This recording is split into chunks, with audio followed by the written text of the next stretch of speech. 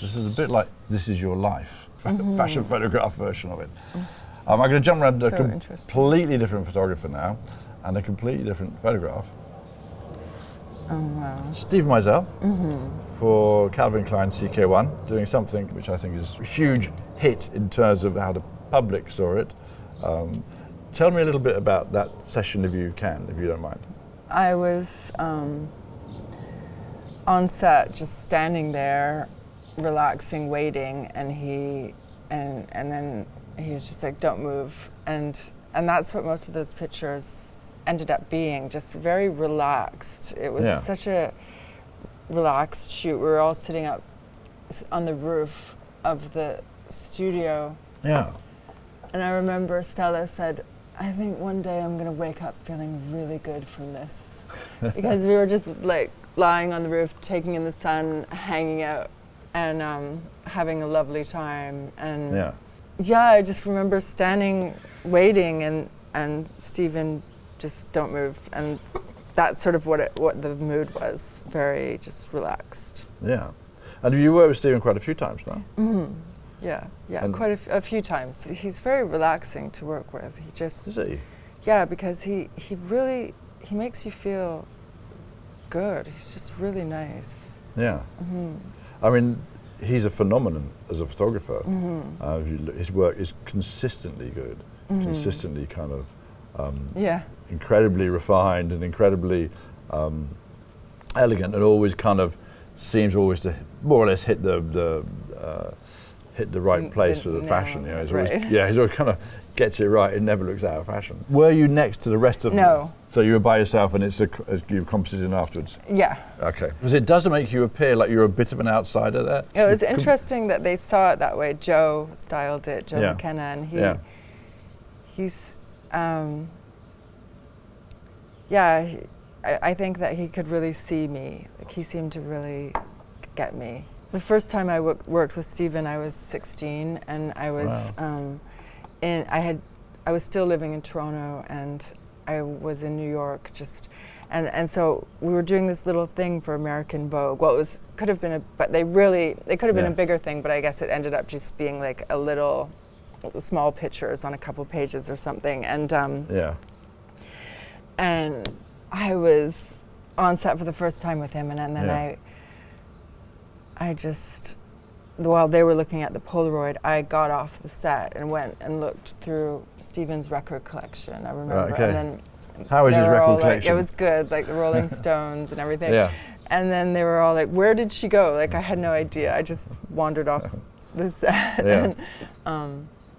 But so then I think this might have been like the second time after that. Does he play music on set? He asks what you want to listen to now. Right. But back then, they didn't used to ask us that. Now you go on set, and often the photographer will say, "What do you want to listen to?" Yeah. That can be a mixed blessing from experience, having said that. Really, yeah. I can imagine. Like, because, like, for example, yesterday, I found the music a little boring, and I couldn't feel anything. You know, I find it really is. It just makes such a difference. But what about the photographer? What if the photographer doesn't like what I want to listen? You know what I mean? It's a tricky thing. Yeah. I mean, I pretty much can work to anything and do, but if with choice, I'll always go for kind of soul music, or I'll always go for something with a soulful vocal and a beat. I remember once working with Miss Giselle Bundchen, and it was a Dior shoot, and it was like 7 days long. You know. Really big shoot. And I said to her on the first day, "Okay, so what do you want to say?" And she said, "Oh, Mary J. Blige, Family Affair."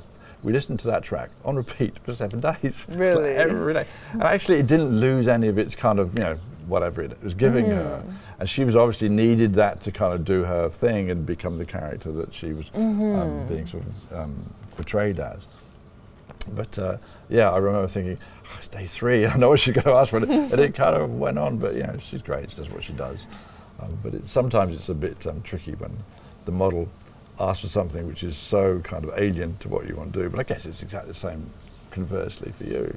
The photographer's playing something you just can't cut into or can't find any way through. No, it's so important, and don't you find it so inspiring? I mean, I wonder how the photographer feels how the music affects the photographer compared to how it affects, you know, me as a model. Like, I find it's either going to be inspiring, or be completely like nothing, and then it's horrible. I remember when I worked with Mark Ascoli one of the first times, I think for Yoji, Mark would put on Fellini soundtracks. So the soundtracks and it was so inspiring. Yeah. And it's all that sort of Italian kind of romantic songs of the 1950s, I guess, 1960s. Nino Rota, I think, is the kind of main composer that Fellini used. And that just took me to so many different places. So I started doing something which I think mercifully you were spared from, which is I would make mixtapes beforehand. So the weekend before I had a shoot to do, I would be by myself and I would make mixtapes, but I'd only use 15 seconds of each track. So kind of like 300 tracks in 15 seconds each, because I just wanted the beat to change. So it wasn't, you didn't get locked into one mood and you didn't get locked into one attitude. Yeah. So it kind of, we keep on. I think they were probably unlistenable too, which is probably why Giselle Bundchen has to have Mary J. Blige on a repeat to get away from my beat tracks. But it is a kind of, music is a thing. And it's kind of interesting when you know, some photographers, as you're sure you will testify to, work in total silence. Is that correct? I don't think I don't, that doesn't ring a bell to me. I don't know. Well, the one I heard of was a photographer way before either of us, was the photographer Bill King.